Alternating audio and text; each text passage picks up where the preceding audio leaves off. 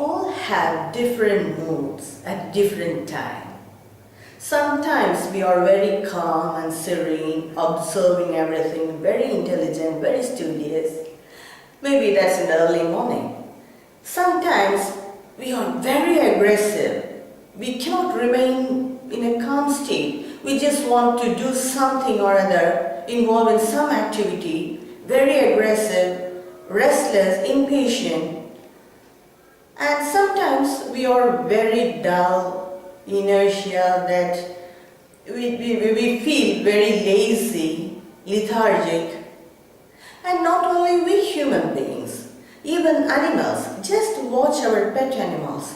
Sometimes they are very calm, sometimes very aggressive, and sometimes very dull.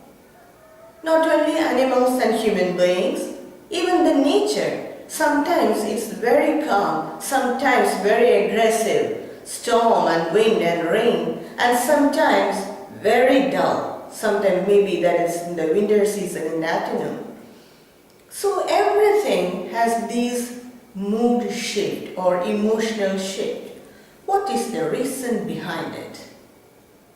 Maya is the illusion power of Brahman. Maya is also said as Mula Prakriti, or in English as primordial nature. Maya has three constituent gunas. Guna means basic nature. In the unmanifested state, these three gunas were in equilibrium. When they lost that equilibrium, the creation unfolded. At that point, when they lost their equilibrium, you can say that these gunas became clear, or it is manifested as sattva, rajas and tamas. From that point, when these gunas became clear, it is known as Prakriti. This entire creation of infinite objects, or the different combination of these three gunas. Every object has these three gunas in different proportion. Some have sattva guna and followed by rajas and tamas. Some dominated by rajas followed by sattva and tamas, and like that. Anyway, every object in this universe has these three gunas inherent in them. Now what are these three gunas? Sattva guna is otherwise known as the power of knowledge. You can say this as Jnana Shakti. That is, it is brightness, intelligence, knowledge, clear thought, right thinking, gentleness, kindness. Whatever is refined belongs to Sattva. The person who is dominated by Sattva guna always remains very calm, very intelligent, very pure. He doesn't like anything impure, very pure nature, kind, gentle, and whatever that refined qualities he will exhibit. The main function of these three gunas is to bind a person to this worldly life. So Sattva guna binds a person in a sattvic way. He doesn't like anything impure. He cannot adjust with dull-witted people. He always wants to gain knowledge. The main characteristics of Sattva guna is to gain knowledge, the thirst for knowledge. So in that way he binds the person to this worldly life. The next is the rajas, rajoguna. It is aggressive nature. It is also known as the power of action, that is the Kriya Shakti. Its basic nature is impatience, aggressiveness, anger, rudeness, not content with anything. All these are the basic nature of this guna. The characteristics of this guna is impatience, hyperactivity and anger.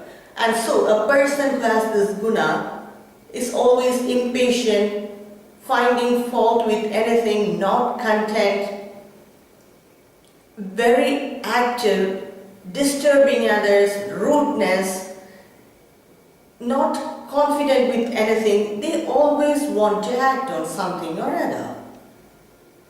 And the third guna is the tamo guna, that is, it's the power of inertia, or you can say as Jada Shakti. Its basic nature is it is darkness, it hides the reality. The characteristics of this guna is ignorance. It is lethargy, laziness, and not understanding anything properly, no clear thought, and all these are the characteristics of this guna. And the person who has this guna exhibit excessive sleep, not clear, understanding anything clear, misunderstanding anything, giving more value for something which is not so important, always wrong judgment, judging people in the wrong way, and laziness, lethargy. The people who have tamo guna, they isolate themselves from others and they cannot take any right decision, or they are indecisive. They just keep themselves very low. So all these are the nature of the tamo guna. But these three natures are needed for a person to live a worldly life. You need sattva to gain knowledge. And you need rajas to perform any action, and you need tamas. Only then you can take some rest. So all these three gunas are absolutely needed for the worldly life. But no one person will have a pure sattva guna or pure rajo guna or the pure tama guna. It is always a combination of the three gunas. Some people have sattva followed by rajas and tamas. Some people are dominated by the rajo guna followed by sattva and tamas. Some are dominated by tamo guna followed by rajas or sattva. It's a very different combination. No people will have a pure sattva, rajas or tamas. With this, we involve with the world. Only a jnani who is above all these guna. But the point is, if you have a tamo guna, you can always upgrade it to the rajo guna. And if you have rajo guna, dominating rajo guna, then you can always upgrade it to the sattva guna. And people with sattva guna, they can always upgrade it and become a gunaita, just like a person of wisdom, that is jnani. A person who is dominated by tamoguna, he must exert himself to perform some action. And a person dominated by rajoguna, at one stage he will feel that it's enough, now let me remain calm and do some meditation or just remain calm. And he automatically moves to the sattva-guna. And a person dominating with sattva-guna, he must exert himself to use his sattva-guna to gain knowledge by reading scriptures, meditating on it, contemplating on it, and do various things with the scriptures. So there is always a chance to upgrade from one lower guna to the other lower guna. And sattva guna is considered as the highest level because it gives mental purity. We all are dependent on one thing or other because we all have these three gunas in different combination. And we depend on the world based on any one of these gunas. Only a person of wisdom, he uses these gunas. And no, he will not allow a guna to dominate him. He keeps these gunas under his control. That is the difference between a person of wisdom and we ordinary people. So these gunas make us depend on this world. That's worldly life.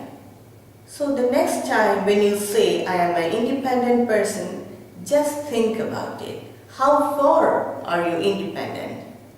Maybe you are financially independent, you may say, but still then you are dependent on your job for that money. So that's about their basic nature, the three gunas. And in my next video, I will come up with some more details. Thank you.